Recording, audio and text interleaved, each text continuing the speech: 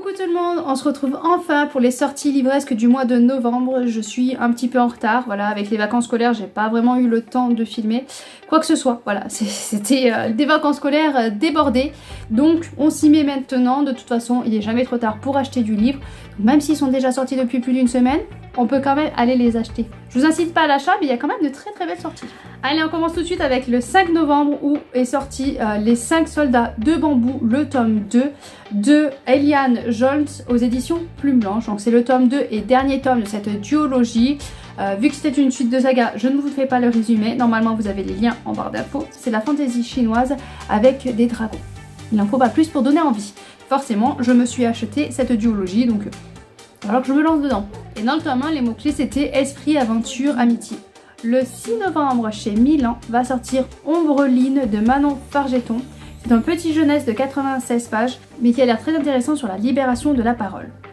Ombreline aime les enfants de la nuit. Du bout de ses doigts et de ses antennes, la fée démêle leur peur jusqu'à ce qu'ils s'endorment paisiblement. Mais cette nuit-là, elle rencontre Célestin.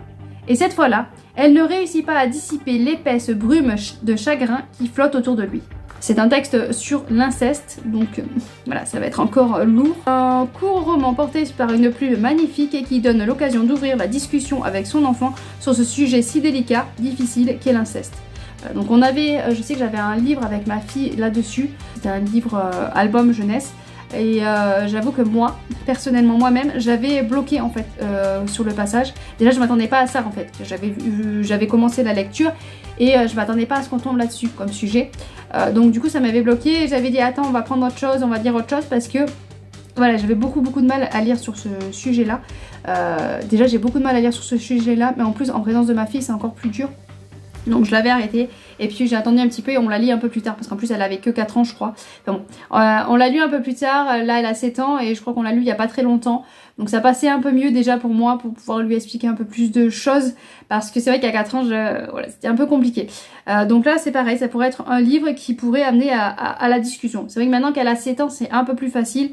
Après je sais pas s'ils mettent un âge, donc dès 8 ans. Donc 7 ans c'est peut-être encore un petit peu juste, il peut peut-être y avoir encore des sujets un petit peu trop durs, mais en même temps, voilà, c'est un sujet quand même qu'il faut arriver à parler pour qu'elle comprenne que, comme là par exemple, il y avait Halloween, il y a une dame qui lui a proposé de rentrer chez elle, et qu'est-ce qu'elle a fait voilà, avec une de ses copines, il y en a une qui n'a pas bougé du palier, mais sinon elles étaient 3, et voilà, il y en a 2, elle et son autre copine, une autre de ses copines, elles allaient pour rentrer. Donc moi j'ai dit non, tu rentres pas chez les gens, quoi qu'il arrive, tu ne rentres pas chez les gens. Si on te dit ça, tu ne rentres pas.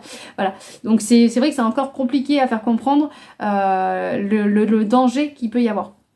Mais bon. En général, on est plus ou moins à 7 ans, on est encore là en général pour surveiller tout ça. Mais voilà, il peut y avoir un petit moment d'inattention qui peut faire que faut qu'elle sache qu'il ne faut pas qu'elle suive qui que ce soit pour quoi que ce soit. Donc c'est encore compliqué. Le 6 novembre va sortir Darkshore, le tome 3, Gilded Serpent, in English, de Daniel L. Jensen aux éditions Big Bang. Donc j'ai les 2 premiers tomes en ma possession. Donc forcément vu que c'est du hardback, je me suis procuré le tome 3. J'ai entendu dire que c'était le dernier tome. Donc j'espère, hein, j'espère.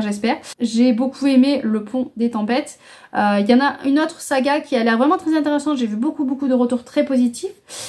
Mais bon, il faudrait d'abord que je lise celle-là avant de me tenter de me procurer d'autres livres quand même. Hein. On est sur une aventure de fantasy avec l'océan, la conquête et des batailles. S'il m'avait tenté, voilà, c'est ce côté océan, conquête, bataille, forcément. Moi, vous me mettez sur un océan, je dis oui. Le 6 novembre va sortir Ces mots que nous taisons de A.J. Brauchmitz aux éditions Hugo Roman. Alors, il a eu le prix de la Révélation New Romance 2024, mais c'est pas ça qui m'attire, hein, en toute honnêteté. La vie est comme ça, elle ne tient qu'à un fil. Jeune et talentueuse Erin Peters se prépare au début de sa 2e année d'internat en chirurgie. Mais un drame vient chambouler sa vie, la conduisant à quitter sa région pour un nouvel hôpital, le Twin Lake, à l'Alaska, dans l'espoir d'échapper à ses démons. À l'heure de retourner au bloc, un doute l'envahit. Est-elle vraiment capable d'opérer à nouveau ? Soren, une étoile montante de la chirurgie cardiaque, aspire à prouver son excellence dans le domaine médical. Soren va être confrontée à un dilemme. La jeune femme va-t-elle lui faire de l'ombre? Est-ce qu'ils vont rentrer en rivalité? Ou alors va-t-il y avoir un coup de foudre entre les deux? Bon, on se doute un petit peu de comment ça va se passer, mais c'est vrai que c'est le côté un petit peu médical qui a là-dedans qui m'intéresse et voilà, le côté chirurgie, étude de la médecine qui m'intéresse un petit peu. Moi ça me fait toujours penser aux séries que j'adorais comme Grey's Anatomy, je sais plus, Good Doctor, enfin voilà, c'est toujours des séries voilà, où il y avait de la médecine dedans que j'adorais regarder. Donc ça peut être un peu un livre comme ça qui pourrait me rappeler un petit peu les séries que je regardais quand j'étais un peu plus jeune. Le 6 novembre, je ne comptais pas craquer. J'ai craqué, voilà, à force de le voir passer partout, j'ai craqué. Voilà, la vague service presse a fait son effet. Donc c'est Atalante, le tome 1 de la naissance d'une guerrière de Cassandra Lambert aux éditions Didier Jeunesse. Il y a un magnifique hardback, voilà. Et bon, bah, j'ai fini par craquer, voilà, je l'ai commandé. Cassandra Lambert, j'ai lu L'Empire des femmes que j'ai beaucoup aimé. Voilà, il y a eu beaucoup de critiques, mais moi j'ai beaucoup aimé. C'était un jeunesse appréciable, une belle duologie. Donc forcément, quand j'ai vu la beauté du livre, ben, je me suis pas retenue. C'est dans la Grèce antique où l'héroïsme se conjugue au masculin. Atalante est une exception bénie des dieux. Nul ne peut rivaliser avec la détermination, sa rapidité et sa grâce. Elle compte intégrer le clan des Amazones, ces guerrières intrépides qui plient devant personne. Qu'importe de devoir réussir là où tous ont échoué, l'archère aux 1000 talents a pourtant une faiblesse, Asclépios. L'agaçant fils d'Apollon est la seule personne sur qui elle peut compter. Mais les oracles l'ont mise en garde. Elle ne doit jamais tomber amoureuse ou ses sentiments signeront sa perte. Si pour atteindre son objectif, elle doit se battre jusqu'à la mort, c'est la mort qui cédera.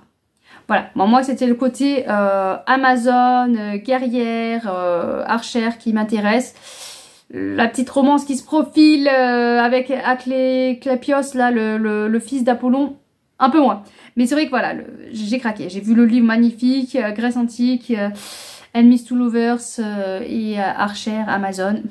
Voilà, il y a des mots comme ça qui peuvent qu'attirer. Et puis l'auteur en général a une écriture très fluide et elle écrit vraiment, je trouve qu'elle écrit du bon jeunesse. Donc voilà, je me suis laissée tenter, on verra ce que ça donnera. Le 6 novembre va sortir La demeure des Maorel de Siècle Valban et Anouk Fort aux éditions Le Lotus et l'éléphant. C'est une maison d'édition que je vois pas trop passer, mais la couverture en tout cas est magnifique et le résumé me donne très envie.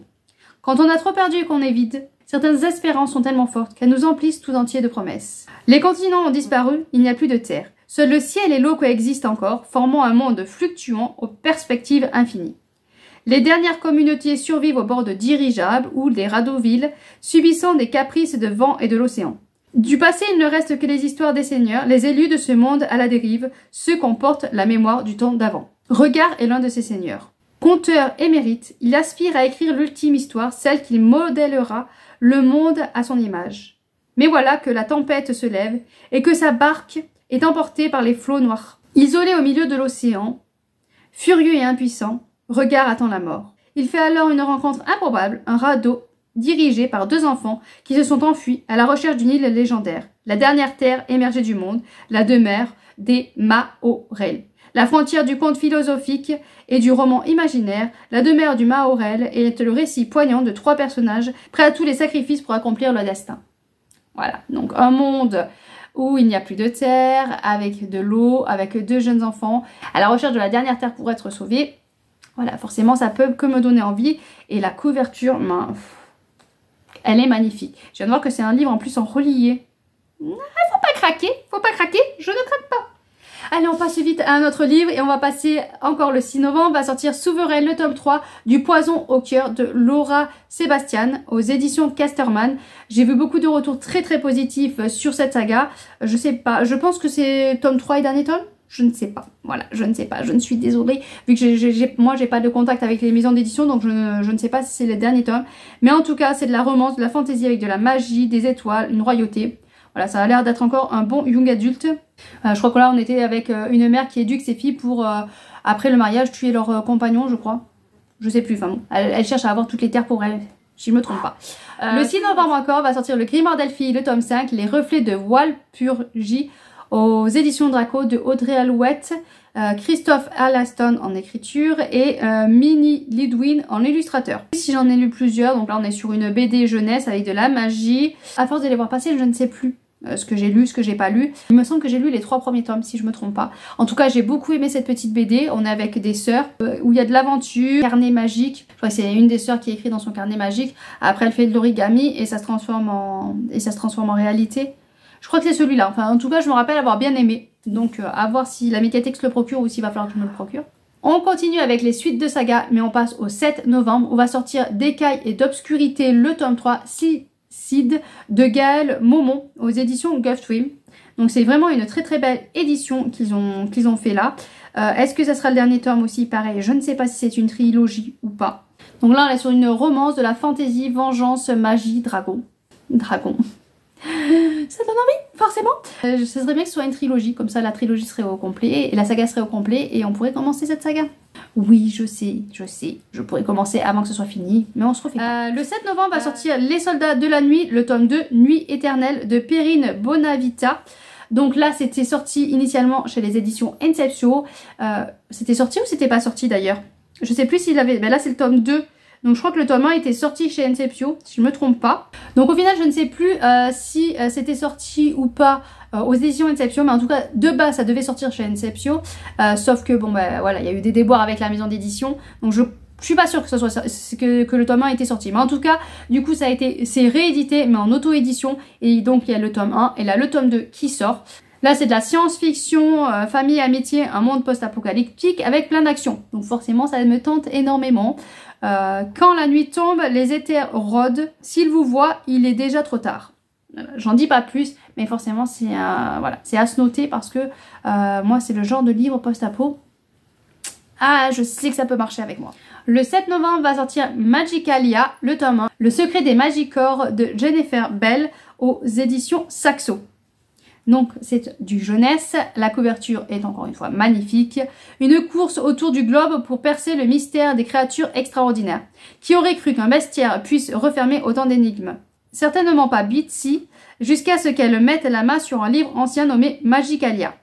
Mais voilà qu'en parcourant l'ouvrage, cette fillette de 12 ans se retrouve plongée dans le monde de Magicor, les animaux créés à partir des émotions des humains. Je vous le dis, ce petit jeunesse donne très envie. Il a l'air vraiment très intéressant avec des créatures magiques. Ah, ça donne envie. On reste avec du jeunesse où va sortir le 8 novembre le cycle de Néméas, le tome 1, L'éveil du lion de Lachesis en auto-édition. Donc ce qui est bien, vraiment je trouve, c'est que BookNote, il y a de plus en plus d'auto-éditions qui s'inscrivent, comme ça on peut voir les sorties et ça c'est vraiment bien. Donc c'est de la fantasy young adulte, 4 royaumes, 2 reines que tout oppose, une guerre imminente. Elles étaient toutes l'une pour l'autre. Aujourd'hui la reine Aena est prête à mettre le continent à feu et à sang pour se venger de la reine Obéline. Rien ne pourra l'empêcher de parvenir à ses fins, ni les canicules qui assèchent son royaume, ni les armées de 2 rois. Et encore moins les neiges éternelles qui recouvrent la terre d'Obéline. Rien vraiment? Léandre, une mystérieuse aventurière, n'est pas de cet avis. Elle est bien décidée à arrêter la guerre avant qu'elle n'éclate. Ce qu'elle ignore, c'est qu'elles ne sont pas les seules à se livrer bataille. Les dieux tirent les ficelles depuis les constellations. Voilà, donc un jeunesse qui a l'air plutôt pas mal, encore avec des dieux, ça c'est... On le voit un peu trop souvent ça par contre. Allez, on continue avec le 10 novembre, on va sortir Les Temps de Sang, le tome 2, Tueur d'anges de Rosen Iliano. Donc là je ne trouve pas non plus la maison d'édition, donc c'est peut-être aussi un auto-édité ce tome 2. Qu'est-ce qui m'avait attiré dans ce livre-là? C'est parce que c'est un monde post-apocalyptique. Du fantastique post-apocalyptique. Bon là c'est de la fantaisie urbaine, donc ça me fait un peu plus peur, parce que la fantaisie urbaine des fois il y a un petit peu de houlé houlé. Le temps des cendres approche, il recouvrira notre existence et l'effacera, et tu seras à moi quand l'apocalypse surgira. Voilà. Je suis entre deux, je suis un peu mitigée. Voilà. Mais comme je pense que c'est de l'auto-édition, il est bon d'en parler. Et puis ça reste du monde post-apo. Mais bon, là il faut que je voie des retours pour voir si ça vaut le coup ou pas, s'il n'y a pas trop de olé olé. Le 13 novembre va sortir le tome 3 de Absolu, Les Éveillés de Margot Dessen aux éditions Big Bang. Le tome 3 très attendu par certains parce qu'ils ont beaucoup aimé la saga.